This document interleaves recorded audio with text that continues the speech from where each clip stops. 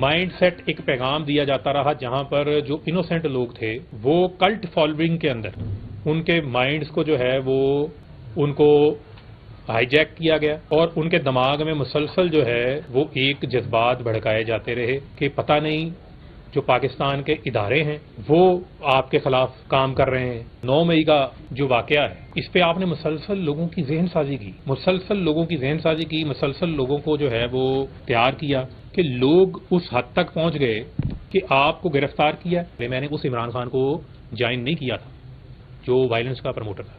Medina की रियासत के अंदर लोगों को उकसाया नहीं जाता था कि आप जो है वो अपनी ही रियासत के खिलाफ खड़े हो जाएं। नेशनल सिक्योरिटी काउंसिल की जो है वो मीटिंग की पहली सदारत जो है वो किसने की? वज़ीर आज़म तो इमरान खान थे।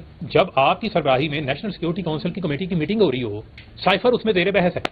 अस्सलाम वालेकुम, मैं हूं मुनीज़े जहांगीर और आप देख रहे हैं प्रोग्राम स्पॉटलाइट। नाजरीन, आज पीटीआई के सीनियर रहनुमा और साबिक वफाकी वज़ीर फ़ारूक हबीब ने इमरान खान के खिलाफ गवाही देते हुए इस्तेकाम पाकिस्तान पार्टी में शमूलियत इख्तियार कर ली। फ़ारूक हबीब 9 मई के वाक़यात के बाद मंजर आम से गायब हो गए थे। इनको 28 सितंबर को गवादर से गिरफ्तार किया गया, लेकिन इसके बाद से इनकी कोई खबर ना आई। इनको बाजियाब करवाने के लिए फ़ारूक हबीब के अहल खाना ने लाहौर हाई कोर्ट में दरख्वास्त भी दायर की, लेकिन अदालती हुक्मनामे के बावजूद फ़ारूक हबीब बाजियाब ना हो सके। अदालती फैसलों की हुक्म अदूली पर फ़ारूक हबीब की एहलिया ने चीफ जस्टिस काजी फ़ाइज़ ईसा को ख़त लिखकर अपने शोहर की बाजियाबी की इस्तदा भी की थी। नाजरीन, इधर आज इस्लामाबाद हाई कोर्ट ने साइफर केस के जेल ट्रायल की दरख्वास्त को मुस्तरद करते हुए इमरान खान को स्पेशल अदालत से रजू करने का अब हुक्म दे दिया है। जबकि लाहौर में खूब सियासी गहमा गहमी जो है इस वक्त जारी है। मुस्लिम लीग नून के नंबर 1 की आमद है और इनको जलसा करने की इजाज़त मिल गई है। दूसरी तरफ नाजरीन, इसी शहर में 200 टीचर्स को एहतजाज करने पर जेल भेज दिया गया है और जब जुडिशल मैजिस्ट्रेट ने इनकी रिहाई के अहकाम जारी कर दिए तो डीसी लाहौर ने टीचर्स को माशरे के अमन के लिए ख़तरा करार देते हुए इनको MPO के सेक्शन 3 के तहत फिर जेल भेज दिया गया।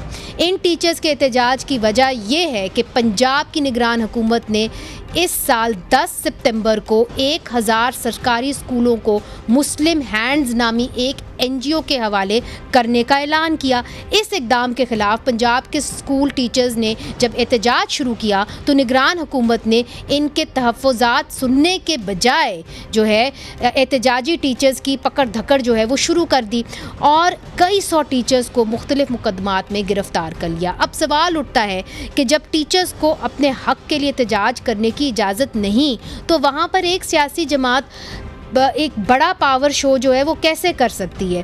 पीटीआई जो है नाजरीन इस वक्त पिछाड़ का जो है वो निशाना बनी हुई है और इसकी वजह से जो सियासी खला पैदा हुआ है इसको पुर करने के माजी के करीब के जो 2 सियासी जमातें थी, नून लीग और पीपल्स पार्टी, वो एक दफ़ा फिर से सियासी हरीफ बन चुके हैं। इस हवाले से बात करने के लिए हमारे साथ मौजूद हैं पाकिस्तान तहरीके इंसाफ के सेनेटर हुमायूं मोमन साहब। आपका बहुत शुक्रिया, आपने हमें ज्वाइन किया।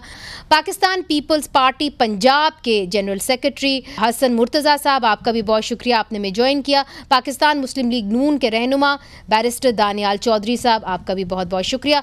सबसे पहले हुमायूं साहब आपकी जानिब, आज जो फ़ारूक हबीब साहब का जो प्रेस कॉन्फ्रेंस हुई है, आपका क्या खदशा है कि मज़ीद आपके और लोग जो हैं वो PTI छोड़ेंगे?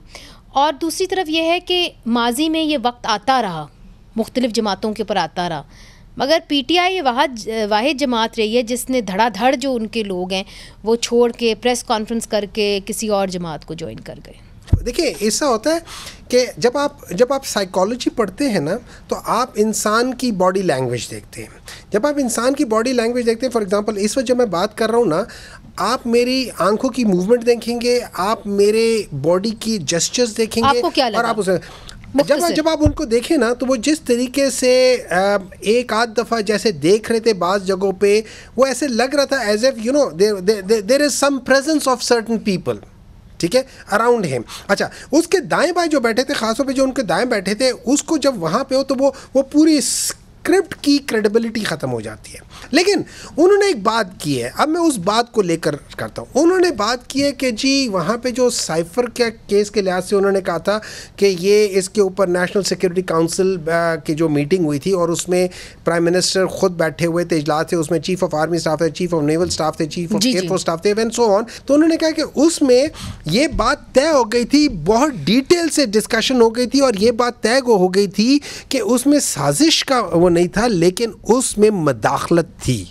अब उसके बाद आप उसको किसी जगह पे उठाते हैं, यूज़ करते हैं, और अगर आप मुझसे पूछे वो मदाखलत मेरे मुल्क की थी, चाहे हमारी पॉलिटिकल पार्टी को छोड़ दें, पाकिस्तान की गवर्नमेंट की थी।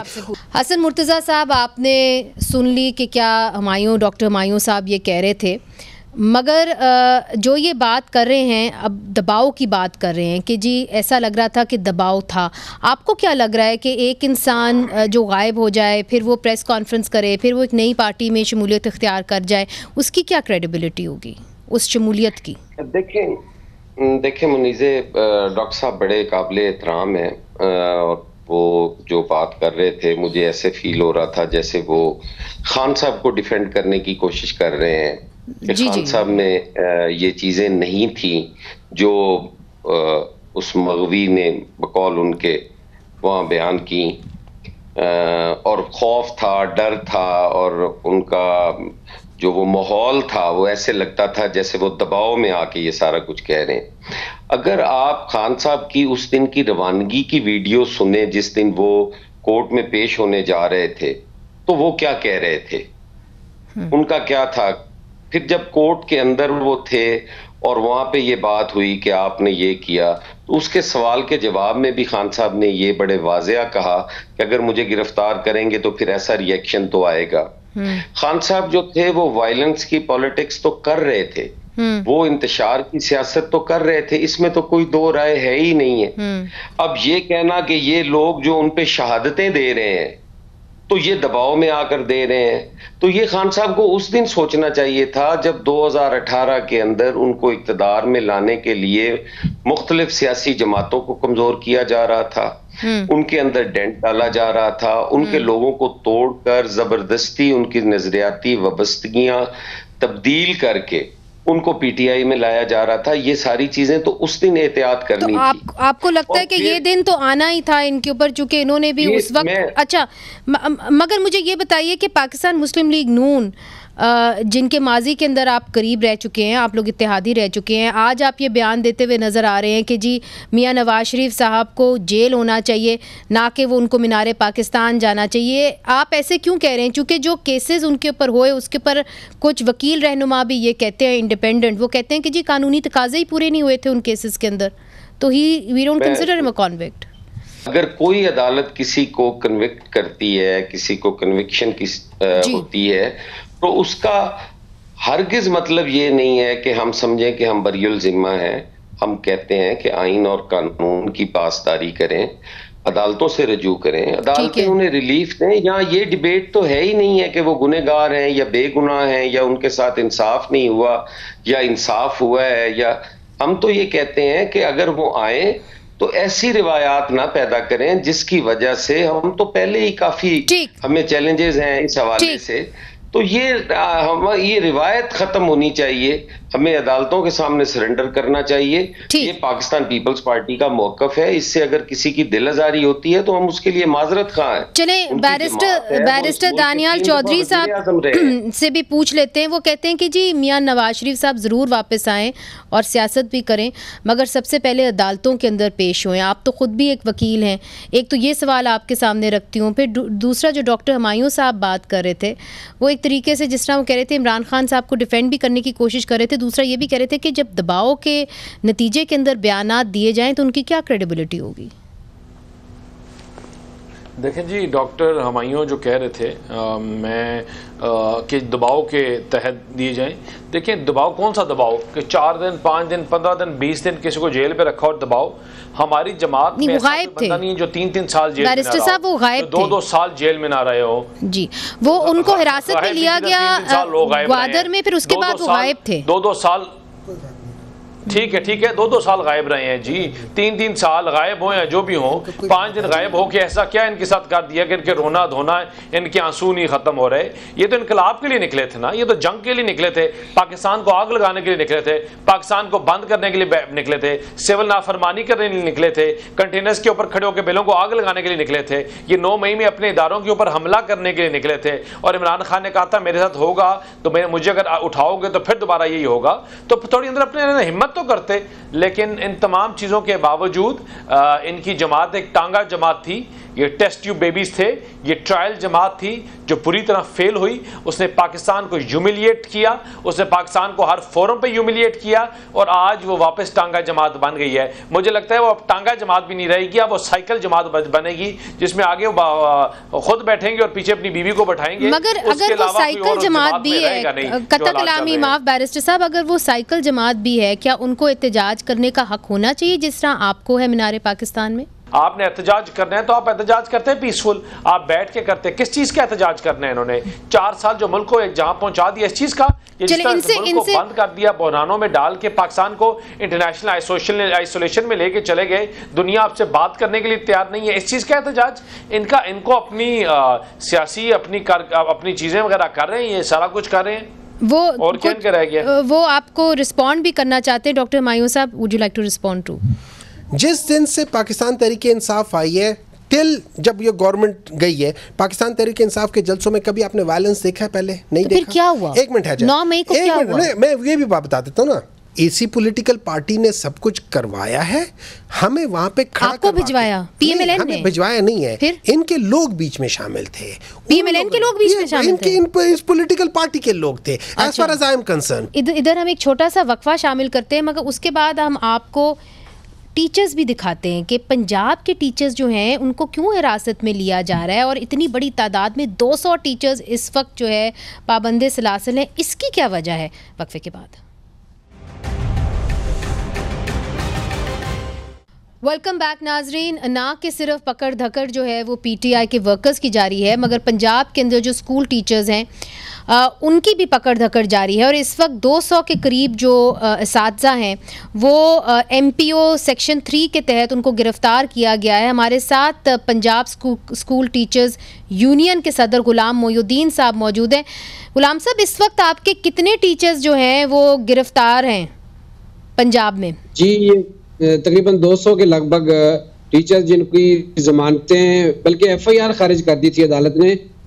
जैसे ही FIR खारिज की और अदालत ने आर्डर किया कि इनको फौरन रिहा कर दिया जाए, तो DC लाहौर ने उनके डिटेंशन ऑर्डर जारी किए और उनको वहीं से अदालत के बाहर से कोट लखपत जेल भेज दिया गया है नजरबंदी के लिए।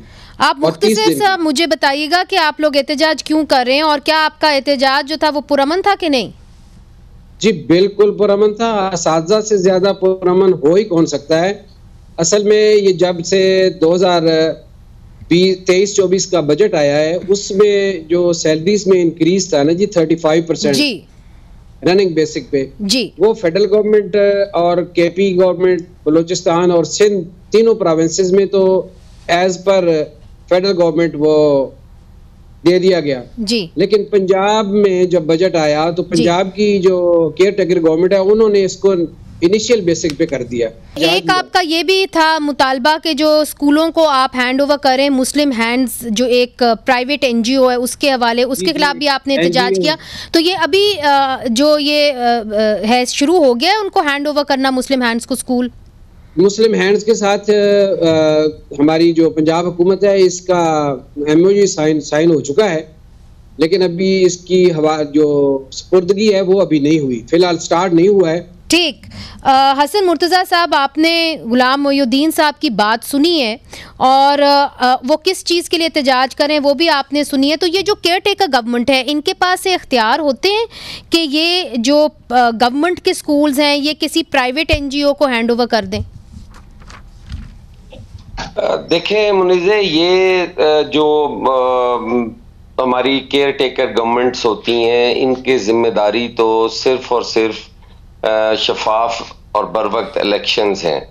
बदकिस्मती ये है कि उस तरफ इनकी बिल्कुल तवज्जो नहीं है और ये कभी लीव एनकैशमेंट जो है उसके पीछे पड़ जाते हैं, कभी ये जो स्कूल माफिया हैं उनके हत्थे चढ़ जाते हैं और स्कूल प्राइवेट करने के दर पे हो जाते हैं। मैं समझता हूँ कि इंतहाई ज्यादती है, और ख़ास करके असातिज़ा के साथ जिनकी वजह से, जिनकी मेहनत की वजह से हम लोग सारे आज इस जगह पे हैं और अपनी अपनी जिम्मेदारियां निभा रहे हैं जी। ये उस्तादों की, असातिज़ा की बदौलत ही है। इनको जेलों में डाल देना, क्या कर सकते हैं उस्ताद? एक असातिज़ा जो है वो एक चौक पे बैठ जाएंगे, ब्लॉक कर देंगे, इससे ज्यादा क्या करेंगे? उनके हाथ में कोई गोली है, कोई लाठी है, कोई डंडा है जी, बिल्कुल तोड़ फोड़ कर रहे हैं। और इधर ये बताया जा रहा है कि पुरअमन एहतजाज था जी। आप स्कूल माफियाज के सामने इस तरह लेट गए हैं कि आप हर चीज प्राइवेट करने पे तुल गए हैं। तालीम सबका हक है और रियासत की जिम्मेदारी है कि वो तालीम जो है वो फराहम करे। क्या रियासत अपनी जिम्मेदारियों से भाग रही है? ये सवाल आपने अच्छा किया है कि क्या रियासत अपनी जिम्मेदारी से भाग रही है। यही सवाल मैं बैरिस्टर दानियाल चौधरी के सामने रखती हूँ।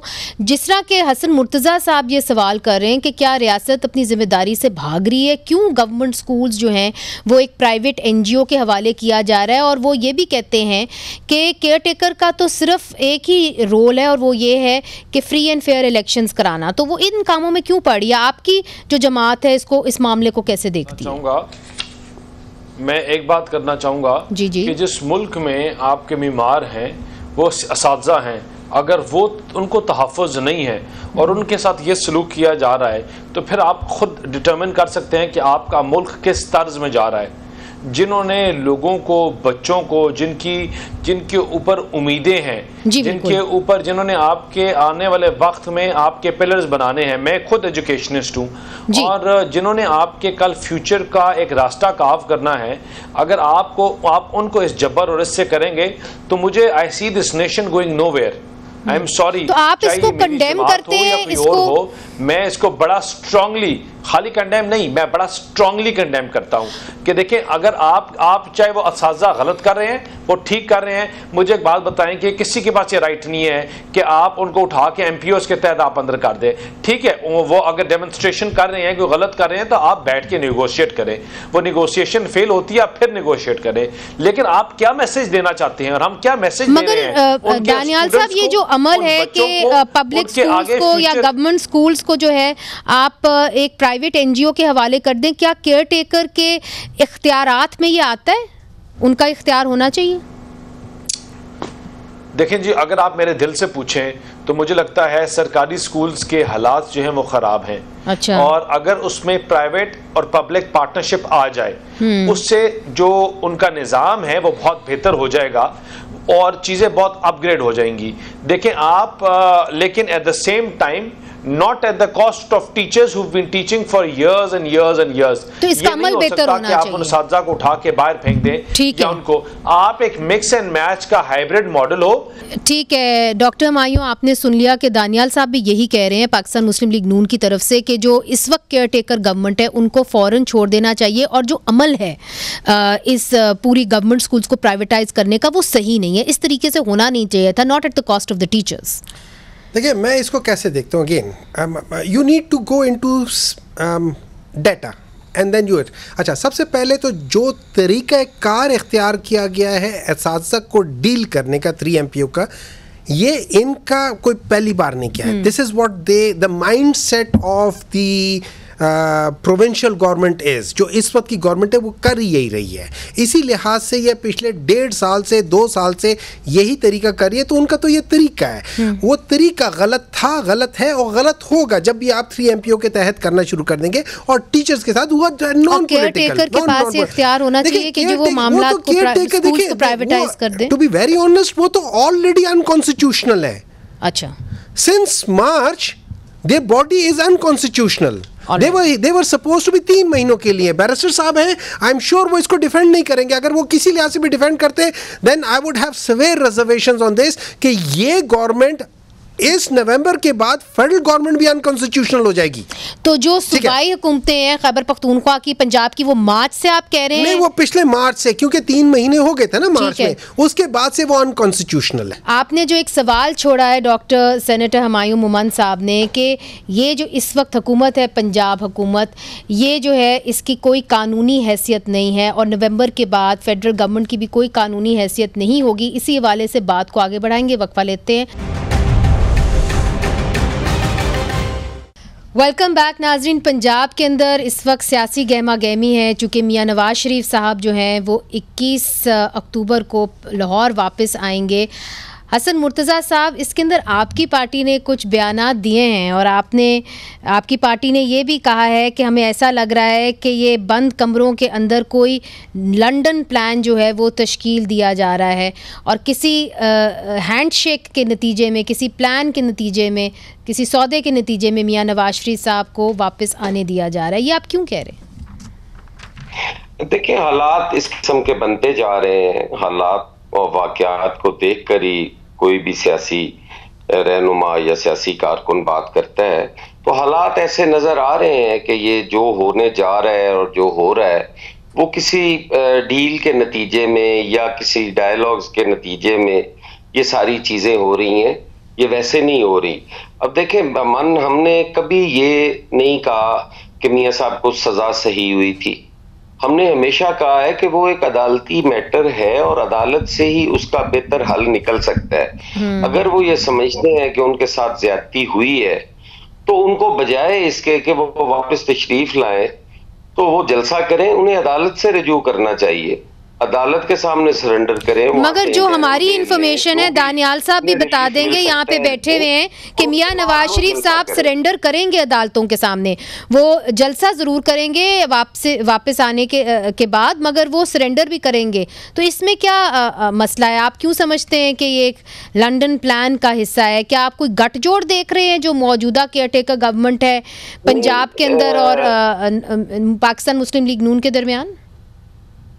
नहीं, वो अगर ये कह रहे हैं कि हम अदालतों से रजू करेंगे तो हमें तो उस पर कोई एतराज नहीं। हम तो पहले भी हमेशा ये कहते रहे हैं कि उन्हें वापस आना चाहिए और इस मुल्क में रहकर उन्हें अपना सियासी किरदार अदा करना चाहिए। पाकिस्तान पीपल्स पार्टी तो ये नहीं चाहती और हम तो ये चाहते हैं कि इस बहाली जमहूरियत में पीपल्स पार्टी का खून शामिल है।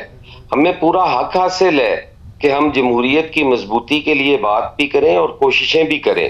और हम समझते हैं कि अगर इस दफा भी यही कुछ होना है तो फिर कौन बचाएगा इस मुल्क की जमहूरियत को, कौन आगे लेकर चलेगा? क्या मतलब ये कुछ होना है? आप ये समझ रहे हैं कि इनको कोई खास ट्रीटमेंट दी जा रही है पंजाब में? नहीं, अगर वो तशरीफ लाते हैं वापस और वो जलसा करते हैं, अदालत नहीं तशरीफ लेके जाते, तो क्या समझा जाए कि वो कोई ऐसा डील या कोई ऐसी बात तय नहीं हुई है, बगैर किसी नतीजे के ये सारा कुछ हो रहा है? क्या उससे ये खदशा नहीं पैदा होता कि अगर वो बगैर जमानत लिए, बगैर अदालत गए हुए मुल्क में जलसा करते हैं, उनको कन्विक्शन हुई है, वो कन्विक्टेड हैं, वो इलाज के लिए बाहर गए थे, उन्हें अदालत ने भेजा था, फिर टाइम पे वो वापस नहीं आए, तो अब अगर वो आए हैं अचानक से और आते ही उन्होंने जलसा किया है, अदालत नहीं गए, तो उसको क्या समझा जाए? अच्छा, ये पूछ लेते हैं, बैरिस्टर दानियाल चौधरी साहब भी हमारे साथ मौजूद हैं। ये जो सवाल रख रहे हैं कि अगर वो मियाँ साहब आके सरेंडर नहीं करते अदालतों के सामने और जलसे कर देते हैं तो उनको फिर क्या समझा जाए कि कोई डील हुई है? वो इसका शक व शुबाब का इजहार कर रहे हैं। देखिए जी, वो पहले कहते हैं कि मेहनत कर हसद ना कर, ठीक है। जहाँ तक इनकी बात है डील की, तो हम ना डील के कल मुंतज़िर थे ना आज हैं। हमारी जमात, हम लोगों ने जेलें काटी हैं, हमारे लोगों ने जेलें काटी हैं और हमने मियाँ नवाज शरीफ से वो अपनी बेगम साहिबा जब she was on death bed Kulsoom साहिबा को छोड़ के आए और अपने आप को कोर्ट्स के सामने सरेंडर किया। हमने सज़ा के सामने सज़ाएँ मिलने के बावजूद, ऑडियोज़ आने के बावजूद, सब कुछ होने के बावजूद फिर भी अपना केस अल्लाह के ऊपर और कोर्ट्स के पास छोड़ दिया। तो इंशाल्लाह अभी भी ऐसे करेंगे। इनको दिल छोटा करने की ज़रूरत नहीं है। इंशाल्लाह वही होगा जो रूल्स और लॉ के प्रोसीजर्स के अडॉप्ट किया जाएगा। जो पाकिस्तान के रूल्स, पाकिस्तान का लॉ और पाकिस्तान का कॉन्स्टिट्यूशन कहता है उसको अवॉइड किया जाएगा। जलसा भी होगा, दबंग किस्म का जलसा होगा और इंशाल्लाह जो इस्तकबाल होगा वो खमीनी से छोटा इस्तकबाल नहीं होगा, लाखों करोड़ों लोग होंगे। बैरिस्टर साहब ये बताइए कि अवाम जो है वो शेर का जो निशान है वो मियाँ नवाज शरीफ साहब को ही समझते हैं, मगर इस वक्त जो है वो नाअहल हैं, वो इलेक्शन नहीं लड़ सकते, तो फिर आपका जो वज़ीर आज़म का उम्मीदवार है वो कौन होगा? चूँकि लोग ये कहते हैं कि जी आप दिखाते तो मियाँ नवाज शरीफ साहब को हैं मगर लाते आप शहबाज शरीफ साहब को हैं, चूँकि डील के तहत जो है मियाँ नवाज शरीफ साहब एक्सेप्टेबल नहीं हैं। तो फिर लोग जब निकलेंगे और वोट की बात करेंगे और उनको मालूम होगा कि मियाँ नवाज शरीफ साहब नाअहल हैं, तो क्या पुल होगा उस वोट का? देखें, ये मियाँ नवाज शरीफ साहब को किस केस में डिस्क्वालीफाई किया गया? बेटे से तनख्वाह ना लेने के ऊपर। उस ऑर्डर में क्या लिखा हुआ? No ounce of corruption has been found. तो इंशाल्लाह जो वीडियोस चीज़ें सबूत हैं और उस टाइम के जो हालात थे वो बड़े मुख्तलिफ थे। मियाँ साहब इंशाल्लाह वापस एलिजिबल हैं और एलिजिबल होंगे। नहीं, कौन से कानून के तहत एलिजिबल होंगे बैरिस्टर साहब? चूँकि आपको अपील का हक तो दिया नहीं गया। नहीं, मियाँ साहब को जिस कानून के तहत आपने उड़ाया था और जिस चीज़ के ऊपर सज़ा दी थी उसमें आपने 2 लोग आपके बरी हो चुके हैं। ऑडियोज़ वीडियोज़ आपके सामने हैं। इंशाल्लाह कोर्ट्स में चलेगा। मियाँ साहब will be back in action और आपको नज़र आएगा। इस कैंपेन को लीड करेंगे और मियाँ नवाज शरीफ इंशाल्लाह 4थी दफ़ा वज़ीर आज़म बनेंगे। आपकी जो पहचान है वो मियाँ नवाज शरीफ हैं, मगर ये भी एक हकीकत है कि जो पिछले चंद साल गुजरे हैं उसके अंदर मियाँ नवाज शरीफ साहब सिर्फ एक इलेक्शन जो हैं वो लड़ पाए हैं। तो आपको फिर क्यों लगता है सेनेटर हुमायूं साहब, आपकी भी पार्टी कहती है कि ये जी डील का हिस्सा हो सकते हैं? चूँकि मियाँ नवाज शरीफ साहब को ज़्यादातर आप अगर इलेक्शंस देख लें सिवाय 2013 के जो पिछले 2 दिहाइयों से हुए हैं बाय रखा गया है। देखिए, मैं जब अगेन हिस्ट्री में जाता हूँ, 1985 में नॉन पॉलिटिकल पार्टी बेसिस पे एक टेस्ट ट्यूब बंदे को निकाला था, उसको जाके फाइनेंस मिनिस्टर बनाया, फिर वहाँ से उनको प्राइम मिनिस्टर बनाया। So totally no political basis whatsoever, zero, वहाँ से उनको लिया गया। मतलब उनकी ब्रीडिंग ही जो है ना टेस्ट ट्यूब में है। फिर 1990 में IGI बनी, ठीक है, जो सबसे पॉपुलर पार्टी थी उसके खिलाफ बनी। फिर उसके बाद जो अगली बार जो हुए थे इलेक्शंस, अगेन उस पॉलिटिकल पार्टी को हटा के फिर इनको लेकर आए थे। फिर 2013 में वही कियानी साहब, वही इफ्तिखार चौधरी साहब। 2023 में क्या होगा लोग तो ये जानने की। अच्छा, 2023 में अभी इन्होंने कहा, सुन ले, इन्होंने अभी कहा है कि उनको अकामे पे निकाला था। अकामा क्या होता है? अकामा बेसिकली वर्क परमिट है। हम दुबई की बात कर रहे हैं ना, दुबई में अकामा वर्क परमिट है। वर्क परमिट का मतलब ये है मैं वहां पे मुलाजमत कर रहा हूं, चाहे जिसकी मर्जी है, एक छोटी सी कंपनी में मुलाजमत कर रहा हूं। अब आप सोचिए, आपका सिटिंग प्राइम मिनिस्टर एक दूसरे मुल्क में एक छोटी सी कंपनी में मुलाजमत कर रहा है। मुझे एक बात बताएं, is this not conflict of interest? अब जब इसमें उनको नाअहल कर दिया तो पाकिस्तान मुस्लिम लीग नून से बनता क्या है? नाअहल, नून से नाअहल ही बनता है। तो वही हो गया। देखिए, मेरी बात में आपको सिंपल सी बात बता देता हूं। समझते कि नून लीग, मेरा तो सवाल बड़ा मुख्तलिफ था मगर आपने उसका जवाब नहीं दिया। अच्छा, आपका क्या मेरा सवाल ये था कि क्या मियाँ नवाज शरीफ साहब, जिस तरह के ये भी खदशात का इजहार कर रहे हैं पाकिस्तान पीपल्स पार्टी वाले, किसी डील के नतीजे में वापस आ रहे हैं? उन्होंने आज तक डील के साथ बाहर गए, डील के साथ अंदर आते, उन्होंने बगैर डील के कभी कोई काम किया? ही इज बेसिकली अ व्यापार, वो व्यापारी करते हैं। उन्होंने आज तक उसके अलावा कोई काम नहीं किया। सऊदी अरब जब 2000 में गए थे तो किस तरीके से गए थे? डील करके गए थे। उन्होंने कहा था मैंने डील नहीं की, सऊदी अरब के शहजादे ने आके दिखा दिया डील की थी। ठीक है, अच्छा, उसके अलावा अगर ये समझते कि उनको वोट मिलेंगे, इन्होंने 2 जलसों के बाद तीसरा जलसे, बाकी जलसे 7 जलसों में से 2 करके बाकी क्यों कैंसिल कर दिया? बिकॉज इनको पता चल गया था कि कोई आ नहीं रहा। अच्छा, हसन मुर्तजा साहब, आसिफ अली जरदारी साहब ने भी अभी हाल ही में एक बयान, हमारे दिन में 20 जलसे हो रहे हैं। अच्छा, वो वैसे जलसे इनके काफ़ी हो रहे हैं। हसन मुर्तज़ा साहब, आसिफ जरदारी साहब ने भी एक बयान दिया था कि मैं जो ताकतवर हलके हैं उनसे जाके शिकायत लगाऊंगा कि पाकिस्तान पीपल्स पार्टी को लेवल प्लेइंग फील्ड नहीं दी जा रही है। तो फिर क्या रिस्पॉन्स आया आपको ताकतवर हलकों से? देखें, पाकिस्तान पीपल्स पार्टी कभी भी ताकतवर हलकों से ना उनकी तरफ देखती है, ना उनसे कोई रिलीफ मांगती है, ना हमें चाहिए। हमने उस वक्त भी ये कहा है कि हम उसके लिए जो कोशिशें कर सकते हैं, जिस जिस जगह पे हम बात कर सकते हैं, हम बात की करेंगे। हम अपनी जो आईनी और कानूनी ऑप्शंस हैं वो भी इस्तेमाल करेंगे। हमारा किसी ताकतवर हल्के को, हम किसी ताकतवर अल्लाह के सिवा किसी ताकतवर को हल्का या वो नहीं समझते कि वो हमें कुछ देगा। पीपल्स पार्टी के लिए ये कहना कि जी आसिफ अली जरदारी ने ये कहा था, मेरे ख्याल है आप को कोई गलतफहमी, ये डॉन की खबर छपी थी, अखबार के अंदर छपी थी, मगर क्या आप समझते हैं कि पंजाब के अंदर, चूंकि आप तो एक तरीके से पाकिस्तान पीपल्स पार्टी पंजाब की तर्जुमानी कर रहे हैं, कि क्या आपको वो लेवल प्लेइंग फील्ड मिल रही है, या आप समझते हैं कि राह हमवार हो रही है खास पार्टी को लाने के लिए? हमें तो ऐसा कुछ भी नहीं है जी। मैं तो एक सियासी कारकुन हूँ और रोज की बुनियाद पे देखता हूँ कि जिस तरीके से डिस्ट्रिक्ट एडमिनिस्ट्रेशंस चल रही हैं और जो वो कर रही हैं, और जिस तरीके से तबादले भी हो रहे हैं, मनपसंद लोग भी लगाए जा रहे हैं, फंड्स भी इस्तेमाल हो रहे हैं, तो ये लेवल प्लेइंग फील्ड तो नहीं है। लेकिन इंशाअल्लाह ताला इसके बावजूद जो है वो रिजल्ट्स भी पाकिस्तान पीपल्स पार्टी सरप्राइज भी देगी, और पाकिस्तान पीपल्स पार्टी का ये इलेक्शन जो है ये मैं समझता हूँ बड़ा अच्छा कमबैक करेगी। ठीक है, बहुत बहुत शुक्रिया हसन मुर्तज़ा साहब, आपने हमें ज्वाइन किया। बैरिस्टर दानियाल चौधरी साहब आपका भी बहुत शुक्रिया। सेनेटर हुमायूं साहब आपका भी बहुत शुक्रिया। नाज़रीन, कम अज़ कम हमारी जो तीनों सियासतदान हैं उन्होंने एक चीज़ के ऊपर तो कंसेंसस किया, और वो ये है कि लोगों को पुरअमन एहतजाज करने का हक़ होना चाहिए। आज बहुत सारे टीचर्स ऐसे हैं 200 के करीब जो पंजाब के अंदर उनको हिरासत में ले लिया गया है, उनके पर MPO सेक्शन 3 जो है वो स्लैप कर दिया गया है, चूँकि उन्होंने एहतजाज किया और अपने जो हक़ है उसको मांगा।